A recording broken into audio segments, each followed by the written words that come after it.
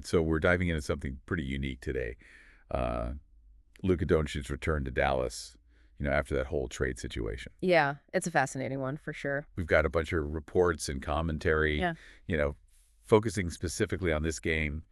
And I think our mission here is to like really understand, the fallout, the immediate impact and the fan reaction, like the raw emotions of it all. Yeah, absolutely. And what makes this so interesting for the listener, I think, is that this wasn't just, a star player leaving town. Doncic was really like embedded in that Dallas basketball scene, really beloved. And the fact that it was a trade, not free agency, adds this whole other layer of complexity to the emotions we saw. Right. Especially with Cuban's reactions, right? Yeah, especially around Mark Cuban's like very visible reactions, to the fans that night.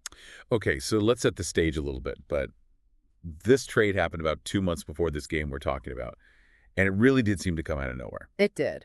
It wasn't just fans who were shocked. Like, reports suggest that Doncic himself was, like, blindsided by it. Wow. And, to add fuel to the fire, you've got Mark Cuban, right, Mr. Maverick himself. He had publicly voiced his concerns about the trade. Yeah, he wasn't happy with it.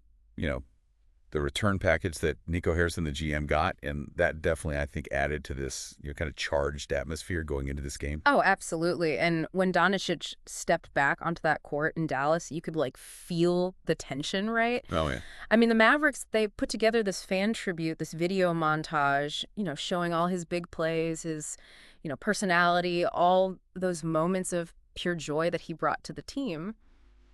It was very clearly meant to be like a heartfelt welcome home. And it really seemed to get to him. It did. We heard reports that he was visibly moved, like fighting back tears, watching that tribute. And it's powerful, especially when you think about how one of our sources even frames this whole thing as, this should never happen. Right. But then the mood really shifted, didn't it?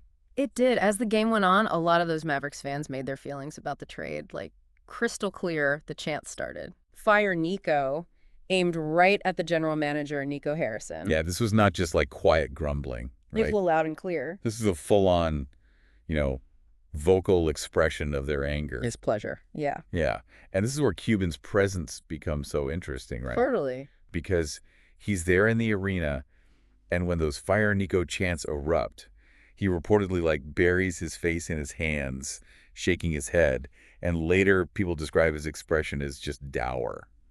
Yeah, like what's going through his mind at that point? Yeah, we can only speculate. But, given his previous statements about the trade and his, notoriously close relationship with Doncic, it really does suggest this deep level of discomfort, right? Maybe even a silent acknowledgement of what the fans were feeling. Oh, yeah. It's like he's caught between his past leadership and, the current team. Right. And it just adds to this really bizarre atmosphere for the game itself.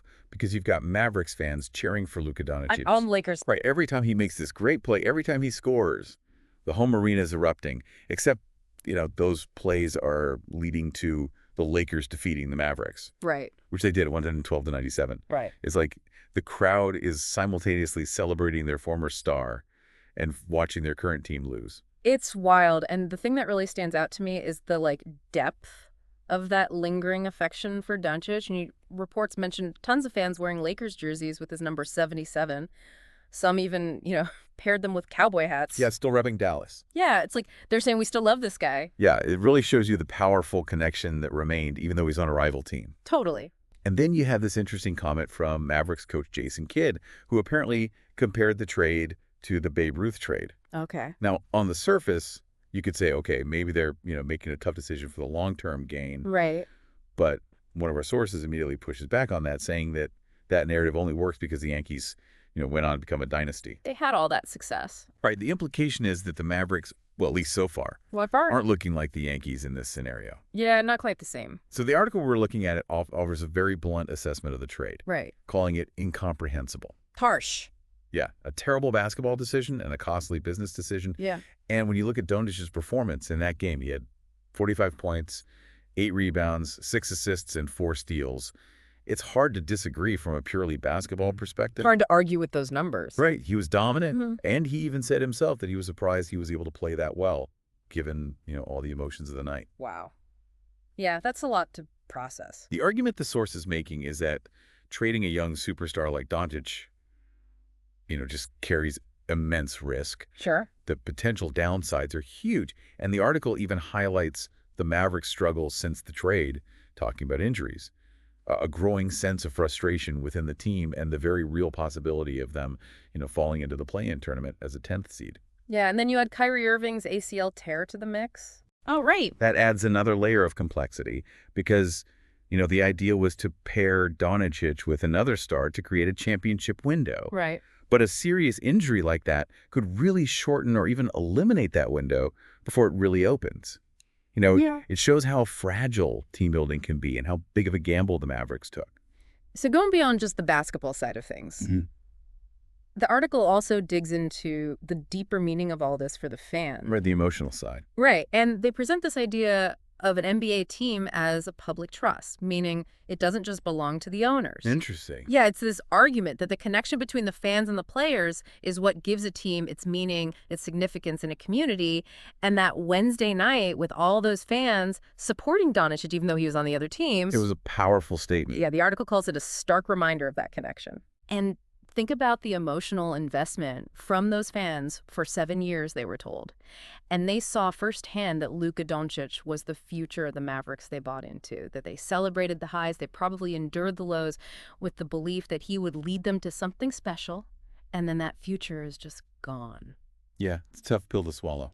The article uses the word betrayed, and I think you can understand why some fans feel that way. Absolutely. And the point is made very clearly that players like Doncic are just too important in every sense to be traded lightly. It goes beyond stats and wins. Yeah. It's about that link they have with the city, with the fans. They become part of the team's identity, part of the community. Yeah, it raises a big question then about how we think about team ownership, Like in this era where players move around so much, that situation shows us that those emotional ties, those deep connections can still exist and that there can be real consequences when those ties are broken. So just to recap, we saw a huge negative reaction from Mavericks fans about the Doncic trade.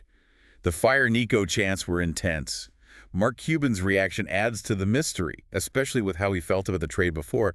And then you have the game itself, this super weird atmosphere with the home crowd cheering for the other team's star. It was definitely a unique situation. And it all leads to these bigger questions about the wisdom of trading a player so connected to the team and the city, and what it means for the fans who invested so much.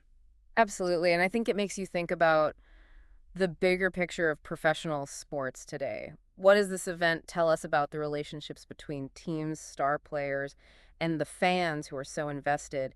Is the idea of team ownership changing? In this era where players have more power and those bonds between players and cities are so strong. Yeah, that's something to think about for sure. I think it's worth exploring further. Absolutely. All right, that's going to do it for this deep dive. Thanks for listening. Thanks, everyone.